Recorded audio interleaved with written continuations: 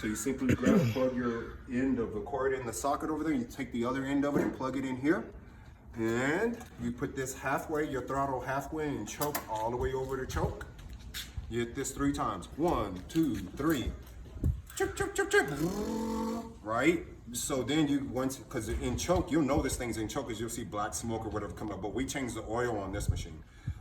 So once you get this thing fired, you got 1, 2, 3, right? So if it's really cold out here, you want this machine to warm up, and then you go all the way off, choke fully off, and you're happy. Then you can, all depending on what speed you go, you want to go, either rabbit or in the middle, kind of a deal. Over here, you've got your auger control. So this is gonna spin your controls up front. If you see that thing spinning and you're not telling it to, shut this machine down, because that means that big propeller is gonna be spinning down there too. So if you see that thing spinning and you didn't tell it to, shut her down. All it is this is too tight. So a person, all you have to do is really unloosen these and loosen this up a hair, that thing will stop spinning. As far as that goes, your propeller will stop spinning. And basically, you come around over here, because I'm ripping on the cord.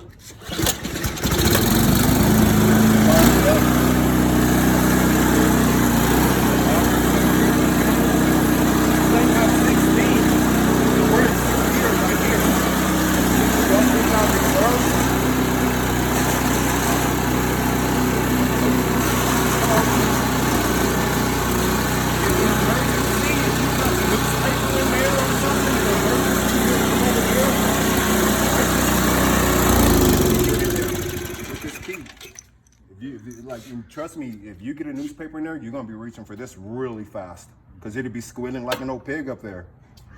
As far as that goes, only put in as much gas as it's gonna take in order to do your job at the end of the season. Let this thing run out of gas. Then you can come around to the carburetor side, right? And remove that brass nut. Don't remove it, but spin it out enough to where it's draining everything out of the bowl. And then put your machine away. Only add fresh gas to this unit. Over here, sometimes you can lose your shear pins. If you catch a rock or something in that propeller in the back, sometimes it'll break these shear pins. So you'll know if it breaks a shear pin because it's only pulling snow in from one side. As far as that goes, don't take on big, heavy, wet, thick snow in 6th gear, because what that'll do is there's a brass worm gear in here.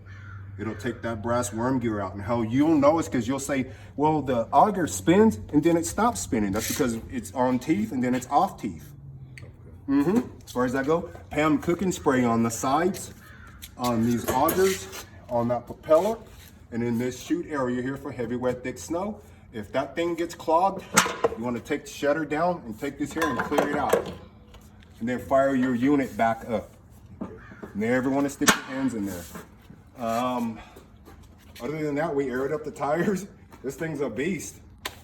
Okay. That's all you mainly got to do. It's got fresh oil in here. Or the oil's Where'd you put the oil in? Here. Here, and basically you don't want this going up above the line. So there's a line right there. You can see I'm right on that line. Okay. You don't want it way up here. If it's way up here, it's designed to spit that oil out to save this unit. So where it'll spit this oil out at there's a nice little black hose right here. So if you see a bunch of oil running down there, that means this thing is overfilled with oil.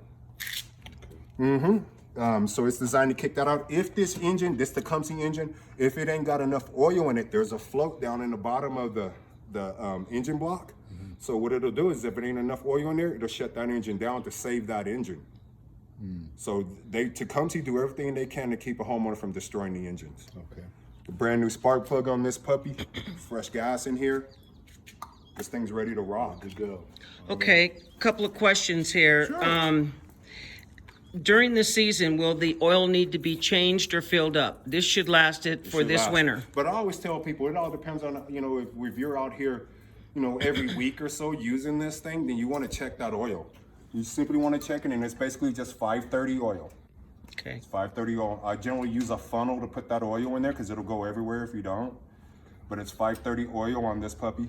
And I put 91 in my truck, so that's what I have in my gas cans. You don't have to use 91, but that's what I put in this thing. And does the oil need to be drained at the end of the season along with the gas? No. Leave the oil in there. And then at the beginning of the new season, does the oil need to be drained to put fresh oil in? No, ma'am. No, okay. No, ma'am, unless you're using this thing every day for the whole entire winter, then yes, because the oil is going to be black. But I only suspect that the next time I see this unit, that oil is still going to be nice and clear. All right. All right. And how you drain this oil, if somebody ever did decide to, you want to get a long funnel on, I got a long old milk jug. Generally what I'll do is I'll put a block up under the front of this thing and have it lean in this direction. So all you want to do is get one of them sockets. Can you do that again? I didn't see that. Sure, you bet. So if you just put a block up under there to hold this thing back. Then here, all you want to do is unloosen this here, and the oil will come right out. Okay. If this machine hits anything, what'll happen is the oil and the gas will mix together. You'll know because this thing's smoking like a train.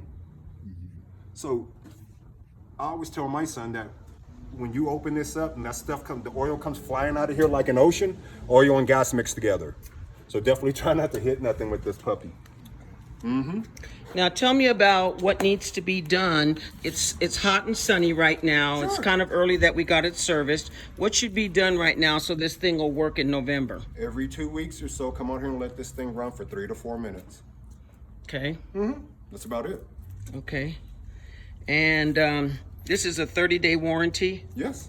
Okay, but we shouldn't have anything go wrong, right? If you do, I'd have to say that's homeowner error. Okay. Okay. All right, any questions, Richard? When you gonna come over and get mine? It's tomorrow. Tomorrow. Okay. That one's tomorrow, sir. Yeah, we got the exact same. Yes, machine. sir. Yeah. You know, like I say, I have a recycle and disposal business of these things.